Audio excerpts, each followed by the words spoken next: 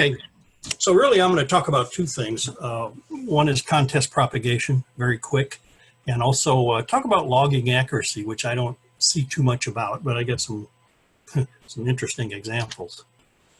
First of all, we'll talk about contest propagation, like I said, very quickly. So where are we here in our solar cycle? 24. Well, actually, it's we're in 24 and 25. The plot is a picture of the number of months that the smooth sunspot number has been below 20.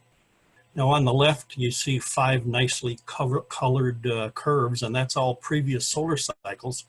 And we got used to solar cycle minimums only being around 2 years, 24 months. Then along came the minimum between 23 and 24. That's the green plot. And it was almost 5 years when we were below a smooth sunspot number of 20. The red is the current minimum between 24 and 25. And it's obviously going to be longer than 24, the minimum between 23 and 24. So I guess that's, you know, interesting news. I wouldn't say good or bad. Now, it kind of looks like the last month's data, July data, things have turned around, and hopefully we'll be going up here pretty soon. Okay, here's a plot of cycle 24 and 25 sunspots. The most obvious takeaway from that plot is that solar cycles do overlap. In other words, we have cycle 25 sunspots showing up when there's also cycle 24 sunspots. The first official cycle 25 sunspot was in July 2019, just over a year ago. And then things were quiet for a while, but the last several months, April, June, and July were very good. And so far, August is doing very well also. It looks like the blue vertical column is going to be even higher for August. So cycle 25 is alive, there's no doubt about it. Now I'm aware of 27 predictions for cycle 25, and that's a list of them in ascending order of the maximum smooth sunspot number. The lowest predictions for 50 plus or minus 7, and the highest is 229 plus or minus 25. So that's a pretty wide range, and what that indicates is we still don't fully understand solar cycles. Now here's a distribution of these 25 predictions. I put them into sunspot number buckets. The average smooth sunspot number of all 24 cycles is about 179. That's indicated in red there on the plot. As you can see, most of the predictions are for a smaller than average cycle. Most predictions are for a smooth sunspot number between 100 and 124. Now, the outlier way on the right there is by McIntosh et al. And others, and that's the 229 one. That's a pretty darn big solar cycle. It's going to rival cycle 19 if it comes true. So what's the basis for his prediction? Well, what they did is they looked at the sun's magnetic cycle. In other words, try to look at what's going on inside the sun, magnetically speaking. And their prediction is based on the time between the end of cycle 23's magnetic cycle and the expected end of cycle 24's magnetic cycle. This gets kind of involved, and if you'd like more details, let's go to my website, K9LA.us, click on the monthly feature link on the left, and then read the August 2020 cycle 25 predictions document. And it'll get into that. It'll also talk about the lowest prediction and how Jeopardy came up with that one. So what can we expect at solar minimum? Well, if you're active in contest, like SMC hopes you are, you should know that the low band should be good during the hours of darkness. 20 meters should even be good during the day and early evening. Of course, even at 0 sunspots and minimal 10.7 centimeter solar flux, there's enough extreme ultraviolet radiation from the sun for 20 meters. EUV is the true ionizing radiation. Sunspots and 10.7 centimeter solar flux are just proxies for extreme ultraviolet for the F2 region. We'll have some occasional openings on 15, 12, and 10, mostly of a north-south nature. NAQP phone, I was pleasantly surprised with 15 meters, worked a lot of people. Of course, don't forget sporadic E in the summer. Earlier this summer, we really had some good propagation on 6 meters. Things seem to have slowed down now. And participate in the digital mode contest because, FT8, FT4, they offer an SNR advantage that allows more openings than sideband and CW. So when are the higher bands going to be back? The higher bands, 15, 12, and 10, and even 6. Well, we can make some guesses at that. The plot is cycle 24, cycle 25. The black is the monthly mean, 10.7 centimeter solar flux. The purple is smoothed. You can see why we smooth the data, further average it. It makes what's going on in a solar cycle a little bit easier to see. The red is the predicted for cycle 25 from the NOAA NASA cycle 25 prediction panel. It's one of the ones that was in the average, kind of average bucket, or below average bucket. So if we assume that that prediction is going to come true, we should start seeing consistent 15-meter openings in late 2021, early 2022. 10 meters around late 2022, early 2023. In 6-meter F2, we should have some, even though we do get another small cycle. Remember, cycle 24 was small, and we had some good 6-meter F2 propagation around the second peak of cycle 24. So there's still hope for 6 meters, for 6-meter F2. And like I said, don't forget sporadic E. Okay, logging accuracy. Earlier in the year, there was a thread on the reflector about ways to increase the number of QSOs you make. In other words, it's increasing your rate. I don't recall seeing much discussion about logging accuracy, and my comment is don't trade rate for logging accuracy. So I pulled out an example. Hopefully it's a really good one, and I think it is. Back in November 97, Dan, K1TO, Joe, W5ASP, Mike, K9MK, and I traveled to ZF1A. And we did a multi-single entry in CQROIDXCW. Now that was about a year and a half past solar minimum between cycles 22 and 23. So we knew there'd be some 10-meter openings, but not a heck of a lot. Now, ZF is a 2-point country for North America Qs. So that's a big factor. We had to concentrate on 3-point Qs to Europe and Japan and try not to get too overwhelmed with the 2-point North America people. We had a run station and 2 multiplier stations. And what our goal was to break the North American multi-single CW record set by J6DX team in 93. That was 11,691,029 score. So that was our goal. And we went down there, put up some beverages, and had some good antennas, and off we went. Now I can vividly remember Dan, K1TO. He was on the run station Sunday afternoon. And I was on one of the mult station, and he commented to me that we had just surpassed the J6DX record. Of course, we still had several hours left.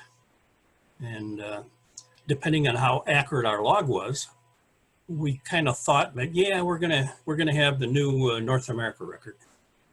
So after the contest, the multi-single claim scores were as follows. And there's a little table there. The P3A team, of course, being a 3-point country, had quite a lead in their claim score. And then ZF1A and KP3Z. Well, we were pretty much neck and neck to see who was going to set the new North America record. And of course, it all depended on how well our accuracy was and what kind of score reduction we ended up with. So the final scores. Well, when they came out, we were pleasantly surprised. There's table 2. That's the official scores. We ended out on top with 11,971,520. That beat the new North America record. And P3A, they took a 20% reduction in their score. So their logging accuracy, well, they had a lot to be desired, let's say. Additionally, the KP3Z guys, who we were neck and neck in the claim scores, they were reduced just a bit over 20.4%. And I can vividly remember why that happened is they mislogged contacts on a band and put them in the wrong band. Now, I'm not sure how the heck that happened, but it happened. So they had a big score reduction. So not only did we set the new North America record, at least at the time, we won the world in multi-single. And that's a nice plaque up on the wall here. Our record didn't last that too much longer. K4BAI, I'm sure everybody knows who he is. N4TO, him too, and K1TO. In '99, they went to 8P9Z and did 18,700,000. And 8P9Z is also a 2-point country, so that was a one heck of an effort. The current multi-single record, of course, from 3-point countries is well above that. And I've always said it's 'tis better to have held the record for 2 years than to never had held it at all. Oh well. So that was my lesson learned early on. Pay attention to logging accuracy. Now, I got kind of curious and kind of wondered how accurate are K3LR, W3LPL, and K9CT. I could have looked at many others, you know, W9RE and WB9Z, AB9L, etc. But I just took a look at those 3 to see what they did. And you can see in K3LR, in 2019 worldwide sideband, they had a 6.9% score reduction. In CW, they had 4.3%, that's getting pretty darn good. But W3LPL still beat them for both of those 2 contests.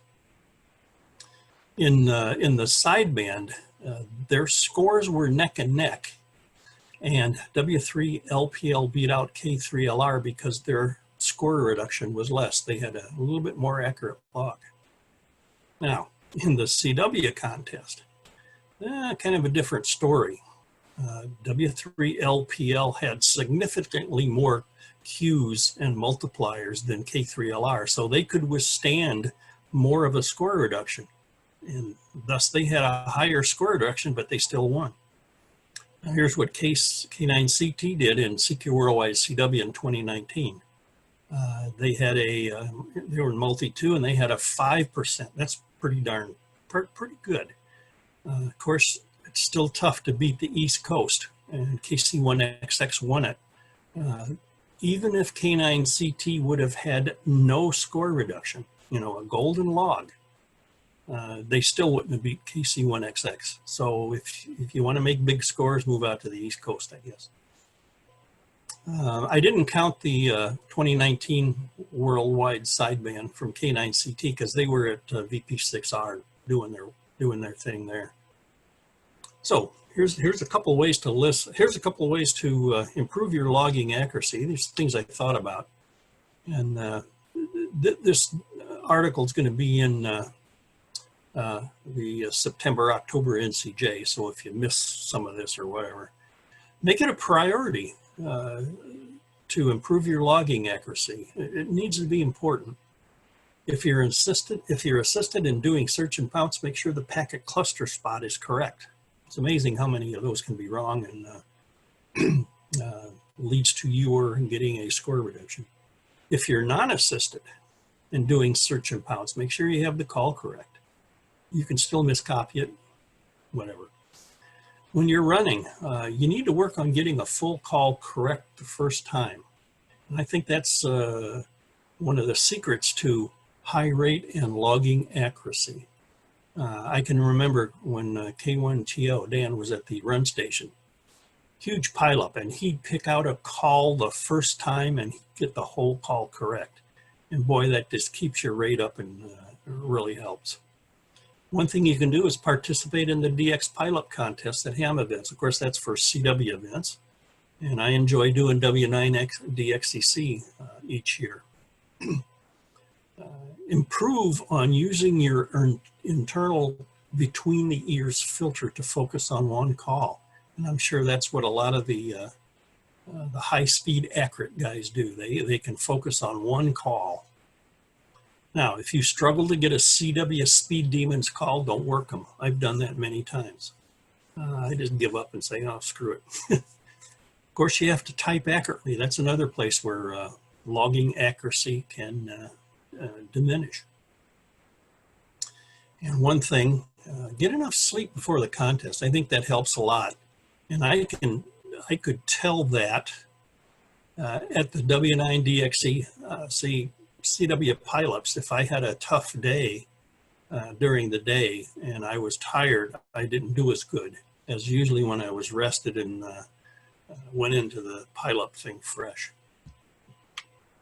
So, summary, there's still a lot of QSOs to be made at solar minimum. So get on the air, got to be on the right band at the right time, and right now, since we're at solar minimum, it's good to have an effective low band station. I'm a big advocate of 1,000 watts. I'd love to have 1,500 watts, but that only happens every once in a while when there's a DX station on I need. But whatever, good transmit antenna, good receive antenna, good location. Of course, you may not have a choice in that, but try and do the best you can. Use the FT8 and FT4 modes. This solar minimum is going to be the most active on the higher bands because of these digital modes. It's keeping a lot of interest in ham radio and probably getting a lot of new people on the bands too. And in my opinion, don't trade rate for logging accuracy. Now you gotta temper that with the W3LPL results. They had such a significant advantage in number of QSOs that they could get away with a little bit less logging accuracy, but I think it's best to just go for the highest logging accuracy you can do. And I think your goal should be a golden log. In other words, no score reduction. Now, I have one more slide. It's a bonus slide. And I got a call from NBC, you know, the National Broadcasting Company. They wanted me to put together a ham radio Jeopardy show. So I've been working on that. I was going to roll it out at W9DXCC, but that's not going to happen. So I've got the categories selected, and there's a lot of categories for different aspects. For example, for DXers, the first column, countries between Canada and Mexico, that's for them. For the ARRL board members, famous Muppet frogs. Yes, that's right. Also, for people who operate remote or travel to operate someone else's station, hams who live in Ohio but operate in Indiana. K9LA. Okay. For the Workbell States people, states that end in Hampshire. That's a good category. Transistor Sister, if you remember Freddie Boom Boom Cannon from the 60s. And of course, for those who bounce their signal off that thing up there in the sky at night, the letter M in EME. So maybe you'll see Ham Radio Jeopardy one of these days. And I was thinking of having Burt Reynolds and Sean Connery, but that would probably turn it into an R-rated show. So maybe that won't happen. So that's all I had, guys. Are there any questions? I'd be glad to entertain. Thank you, Carl. Yep. Thank you. We do have one question. Do you know if any analysis has been done as to the percentage of initially bad cluster spots? No, I'm not. bad cluster spots. It seems like I've seen stuff on FT8, right? No, that's reverse beacon network stuff. Errors there. No, I'm not aware of anything. That sounds like that could be the subject then of your next NCJ article. There you go. Yeah, that'd be an interesting one. I have to think about that. Yeah. Any other questions? Let's pause for just a second here and see if any other questions come in.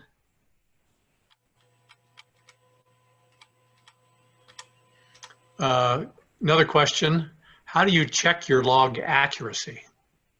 Well, what you do is just look at the claim scores on 3830, and then when the final scores come out, just note, how much you got reduced. For example, if you claimed 10,000 point, a score of 10,000, and your final score came out 7,500. 10,000 minus 7,500 divided by 10,000. Now times 100 will give you the percentage.